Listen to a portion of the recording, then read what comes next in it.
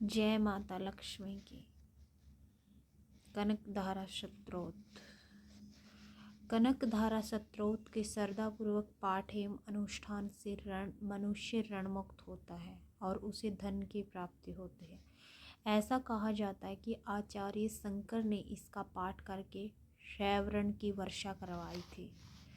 जिस प्रकार भमरी अधखिले फूलों से सजे हुए तमाल वृक्ष का सहारा लेती है, उसी तरह जो श्री हरि के रोमांच से सुशोभित श्री अंगों पर सदैव पड़ती रहती है तथा जिसमें संपूर्ण ऐश्वर्य का निवास है, ऐसी सब मंगलों की देवी भगवती महालक्ष्मी की दृष्टि मेरे लिए शुभदायक हो।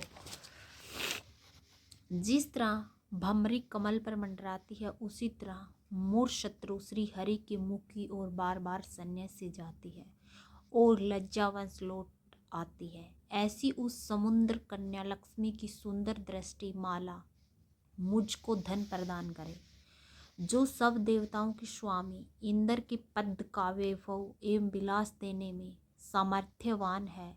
मुरारी श्री हरि को भी अधिक आनंद देती है तथा जो नीलकमल के सदृश सुंदर दिखाई पड़ती है, ऐसी उन लक्ष्मी जी के अधखुले नेत्रों की दृष्टि मुझ पर थोड़ी सी निश्चय ही पड़े। भगवान विष्णु जी की आराध्यांगिनी श्री लक्ष्मी जी के नेत्र हमें ऐश्वर्य देने वाले हों, जिनकी पुतलियाँ तथा वैरोनियाँ शिव के वशीभूत हो। अधखुले नेत्रों से देखने वाले आनंद कंद श्री मुकुंद को अपने पास देखकर कुछ टेढ़ी हो जाती है। जो भगवान मधुसूदन के वाक्षस्थल में धारण की हुई कौस्तुभ नाम की मणियों की माला में इंद्र नीलमयी हारावली सी सुशोभित होती है तथा उनके भी हृदय में काम का संचार करने वाली है, ऐसी वह कमल वन में रहने वाली कमला की नेत्रों की दृष्टि मेरा कल्याण करे। जिस तरह बादलों की घटा में बिजली चमकती है, उसी तरह जो कटबक्स शत्रु का संहार करने वाली है तथा जो श्री विष्णु जी के काली मेघमाला के समान श्याम सुंदर वक्षस्थल पर प्रकाशित होती है, जिन्होंने अवतरित होकर भृंगवंश को आनंदित किया है तथा जो समस्त लोगों की माता है, उन भगवती लक्ष्मी जी की पूजनीय मूर्ति मेरा कल्याण करे।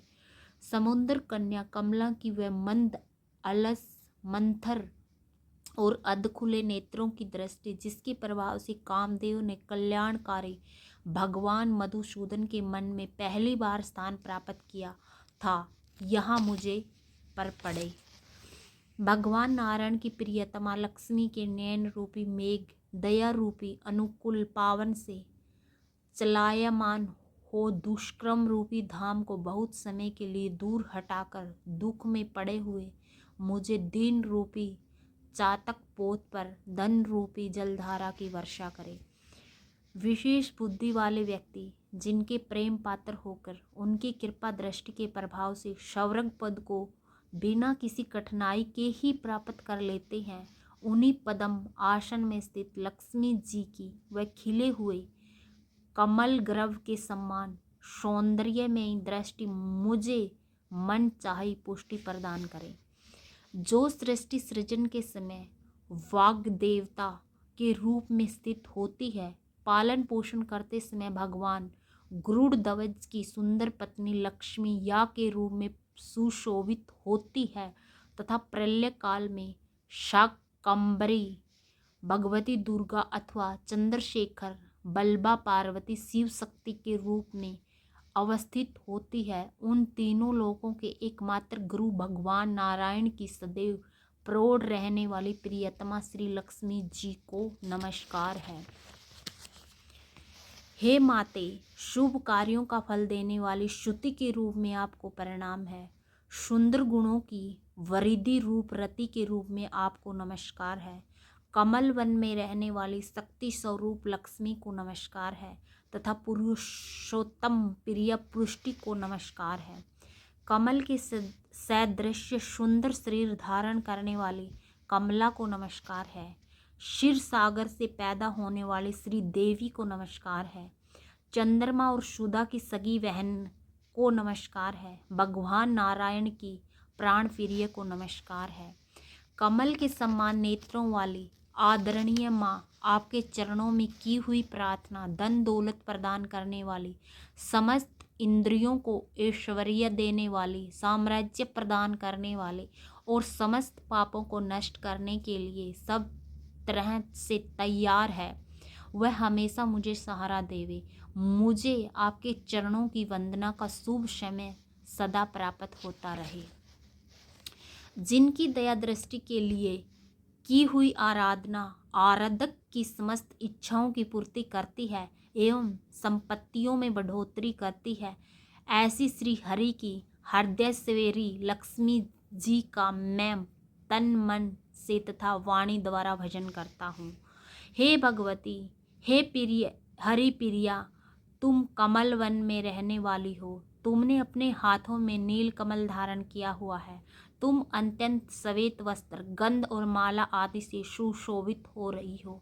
तुम्हारी झांकी बहुत सुंदर है। तीनों लोकों का आनंद प्रदान करने वाली देवी, मुझ पर प्रसन्न हो जाओ।